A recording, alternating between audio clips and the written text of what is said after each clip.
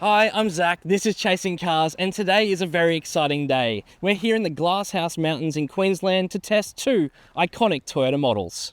On one side of things, we've got my parents' Land Cruiser Prado GXL. It's a 2018 and it's just been picked up from the dealership.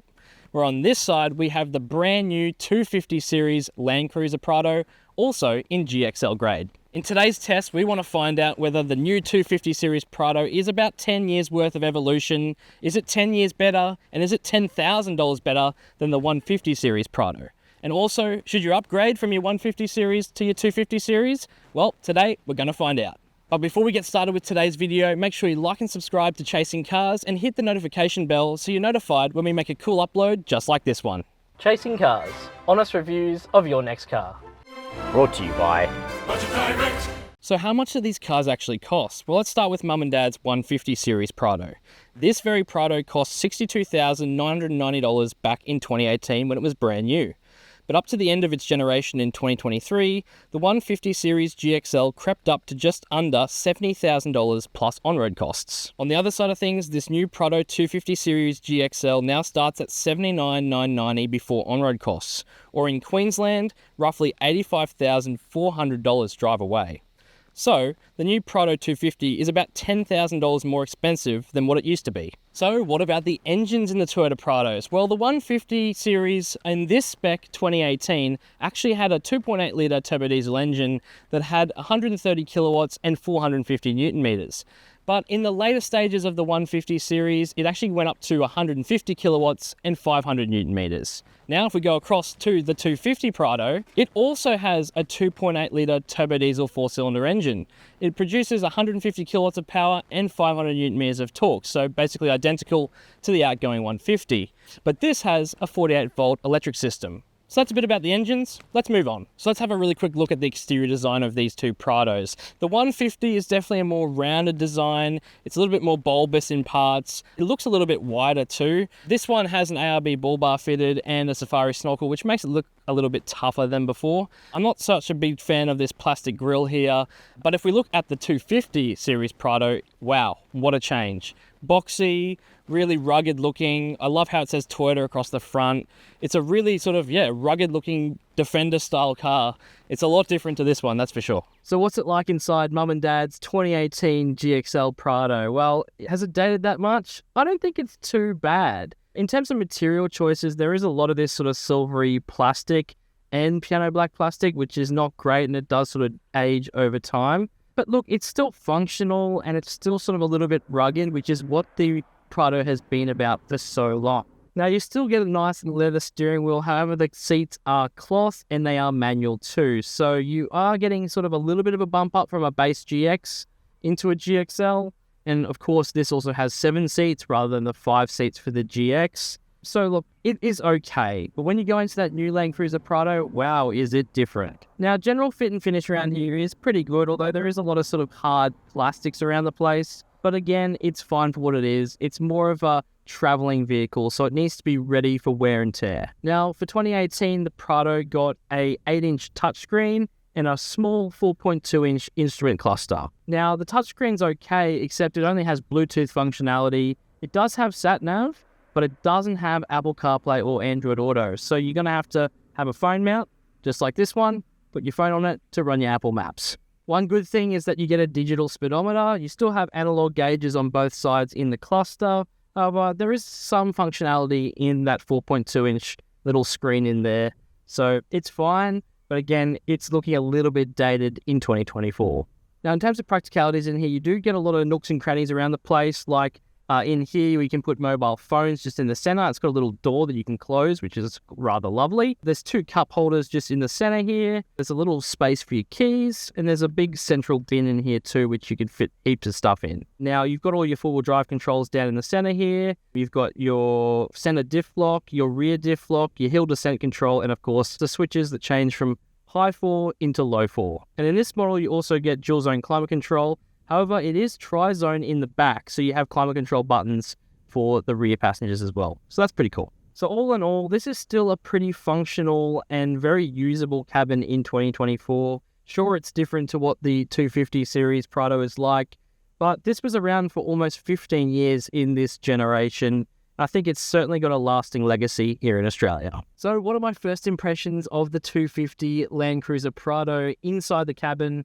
First impressions are pretty good. This feels a big step up from the 150 series. Jumping out of the 150 GXL into this GXL, wow, it is a lot different, but it kind of should be. It's a new platform, new generation car, but first off, the seating position is really lovely. It's quite low. You feel like you're sitting in the car, not on top of it. And of course, these seats, they're pleather seats, but they are heated and ventilated. Got electric adjustment, really comfortable. Again, you feel like you're sort of encompassed by the cabin, and that's a really nice feeling. Now, in terms of the interior and how it's actually designed, I'm getting an aircraft vibe basically in this cabin, just from the way the screens are laid out to all the tactile buttons and switches. It's really nicely done, and it's a huge step up from the 150, which has got all this sort of silver sort of plastic around the place. It looks a bit cheap. I know it's obviously dated, but this is, yeah, as I said, a massive step up in terms of cabin material choice. And I want to point out too that your knees have this really soft little pad down here on the left-hand side, which is really nice. And of course, you get soft stuff here if you want to put your arm up there while you're driving. You don't have to do that. You should always have your two hands on the wheel, but nice having that soft padding there. So as standard in the Prado GXL 250 series, you get a pretty big 12.3-inch touchscreen that runs Apple CarPlay and Android Auto. You can plug in through USB-C ports there, and there's also a HDMI port, which is quite handy. For the driver, you get a 7-inch digital instrument cluster, which is, again, really clear, really crisp, nice quality, and a lot nicer quality than some of the other units in other four-wheel drives. Now, another big plus point is the fact that the HVAC controls are separate from the main touchscreen. So that means you don't have to dive into the touchscreen to change your temperature in your air conditioning. Nice and easy, completely separate. And you can also play around with your ventilated seats and your heated seats there as well. So how practical is the new 250 Series Prado? Well, it's pretty good in here. You got two big cup holders just front and center. You have a wireless phone charger. Again, as I said, you have USB-C and HDMI port inputs. I really like how they've done these sort of tactile switches, especially for the mode select, and also for the high 4 and low 4 in terms of the range of the four-wheel drive systems. Pretty cool little button or toggle there that you can use. I also like these air vents here that are really cool sort of aircraft-style turbine look. They're really awesome as well. But in terms of other practicalities, you've got sort of relatively good door bins down here. Got a pretty big center glove box. And then you've got, of course, your normal glove box just there. So all in all, it feels rustic, rugged, but also really modern and lovely in the front seat of the 250 Series Prado. So what's it like in the back of Mum and Dad's Prado? Well, look, it's actually not that much worse than the 250 series. And that's largely because the space is actually very similar in here. They've got plenty of knee room, plenty of headroom, and a decent amount of toe room too. So, I mean, Prados have always been quite spacious in the second row, and this car is no different. Now, in terms of standard features back here, you do have a climate control switch in the center there. You can change the temperature, you can change the fan speed. The vents are just up here, so just like the new Prado. You've also got magazine pockets, got average sized door bins, and you've also got a fold down armrest. It's a little bit flimsy, but it does have two integrated cup holders inside. And also back here, you do get a 12-volt plug, but you don't get USB-A or USB-C ports. So it's pretty much what you'd expect of a Prado in 2018. So what's the back seat like in the new Prado? Well, it's pretty comfortable back here. I wouldn't say it's a lot bigger than the old 150 series, but I've got enough knee room, plenty of toe room, and the headroom is actually pretty decent. Now, in terms of features back here, you do get like your tri-zone climate control, so you can adjust the temperature for the second row. The air vents are just up here on the roof. You've also got down there a 12-volt socket, as well as two USB-C ports. Now, other features back here, you got your traditional magazine pockets, and you have a fold-down armrest with two central cup holders.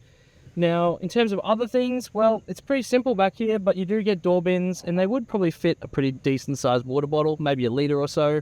But all in all, I think it's a comfortable place to spend time in. It'll be good for the kids, great for the adults, not more to complain about. In terms of third row space and practicality, neither Prado is particularly roomy for adults. However, I found the new 250 series to be a little more generous with third row comfort. Packaging is a little better for the 150 series Prado, with the seat bases folding up and out to create a flatter floor.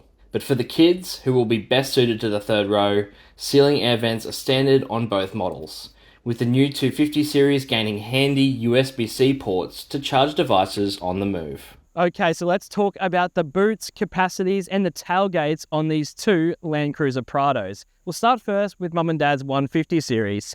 In the back here, you get 620 litres of storage space with the third row folded. However, if you fold them up, you only get 120 litres of storage space. Now, one of the best things about the 150 series is the fact that it's got the spare tyre on the back of the tailgate, which gives you a little bit more floor space and more fuel capacity. So that's excellent. So this 150 series Prado has a 3-ton towing capacity. However, you can set them up for all sorts of things. This one's set up for caravanning. My mum and dad love caravanning, so that's perfect for them and perfect for a lot of Australians. So with the 250 series, however, you do get a 906 litre boot with this third row folded, and with all 3 rows up, 182 litres back here.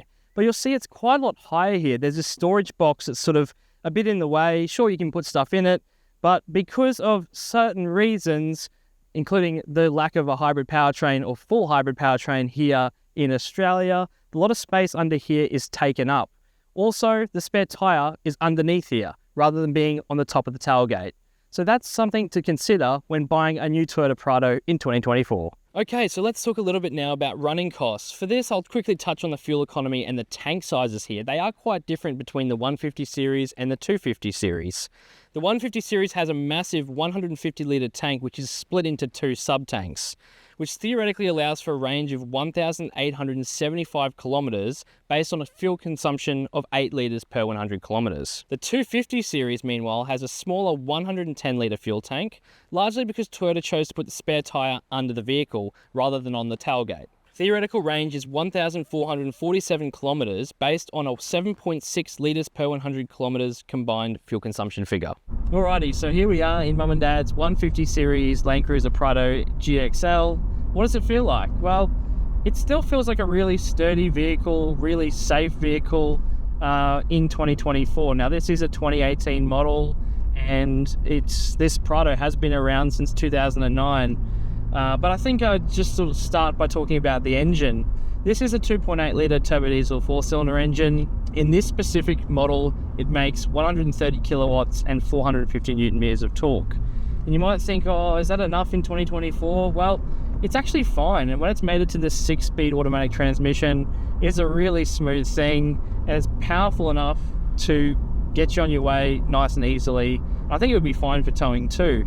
This has a towing capacity of 3,000 kilos, so you would be able to pull a trailer or a caravan of a pretty decent size pretty easily. Now, you do sit a little bit higher in this Prado than a usual one. That's because this has a 2-inch lift. But in terms of ride quality, it's pretty good. It seems to be really comfortable, and like Prados I've driven before, it's definitely set up for touring and towing. And I drove it a lot on the highway this morning, and it was an excellent thing to use. Really comfortable, it just settles well. The engine's quiet, even though it's a diesel. It's a pretty remarkable package, and I can see why it was on sale for so long. Now, in terms of standard safety kit, this is still pretty good being a 2018 model. It's got 7 airbags. It's got a range of safety features, although it doesn't get rear cross traffic alert, unfortunately. That was only for the higher grades. But being a GXL, look, it's nice in here too. The steering wheel's lovely. This is a really clean example too. Really, really clean. So it's a top marks for an outgoing car. Now, what I really do love about this Land Cruiser Prado, and my parents had a Prado before this one too, at 2012. I love how high you sit. You sort of look right over that long bonnet. You can see the bull bar. You can really tell the size of the vehicle, which makes things easier, especially when you're parking or in tight sort of off-road situations. Having that vision out is just lovely. And even though the 2018 Prado isn't exactly up to scratch in terms of interior spec, look, you still get an 8-inch touchscreen and a 4.2-inch cluster. You still get a digital speedo. It's probably all you need, really. I like that it's a little bit more analog and a little bit more simple. I know, that's just me. So the 150 series is still a pretty dependable package. You can modify them, you can do a lot with them, and they still are a really good car. But what is the 250 series like? Well, let's jump to that now, and I'll tell you about the 250 series Land Cruiser Prado, the new generation. Okay, we are on the road in the new 250 series Land Cruiser Prado. It's the first time I've been able to drive it. Pretty exciting. And wow, what a night and day difference between this and the old 150 series. The old 150 series just felt a little bit jittery and firm with that suspension setup. And it's been like that since pretty much it went on sale in 2009. But this 250 series is just so well settled. In terms of suspension, it's such a comfortable ride. It's really, really confident going down a B road, which a lot of people would be doing. Confident around town, and what I really like too is the seating position. It's quite a lot lower than in the 150 series, so you feel like you're sort of in the car rather than on top of it, which is great. And you're sort of sitting in this cockpit with all this like aero themed cabin, like you're sitting in a plane. I love the way that all the tactile switches work and the instrument cluster and even the air vents. They just all feel like they're in like this aeronautical sort of style. It's really cool. It's very, very different to the old 150 series. Now, in terms of engine, this has the 2.8 litre turbo diesel 4-cylinder engine. It produces 150 kilowatts of power and 500 newton meters of torque. Now, this is assisted by a 48 volt mild hybrid system, and let me tell you from experience just now, it's a lot more responsive than that 130 kilowatt tune in my parents' Prado. It's just better off the line. It's just a little bit more agile. It actually sounds kind of good too, which is weird considering it's a diesel and diesels can only sound so good. But it's got a nice little note to it, and just generally I've been really impressed so far. And a few other things like the seats are really good too. They're much more supportive and bolstered than in the 150 series. And generally the material choice on the steering wheel is a lot nicer. The seats, although they are pleather, they're really lovely too. So this is a really good package from what I've seen, only in a very short first impression drive, but it does feel like a whole generation has changed in the way that the Prado drives in 2024. And I could really see myself driving this long distance and having no problems whatsoever. It's a comfortable ride, it's great on the highway, and even on B roads like this and it's pouring rain, that four-wheel drive system is just ensuring you've got grip at all times, which is what you want. You want safety and security, especially for your whole family when you're driving in Australia without crazy weather conditions. Now, compared to the old 150 series, the 250 series is a lot safer because it's got, well, more airbags. It's got 9 airbags. It's also got a full Toyota safety suite. It's also got driver monitoring, but the good thing is the driver monitoring isn't annoying, unlike a lot of other manufacturers.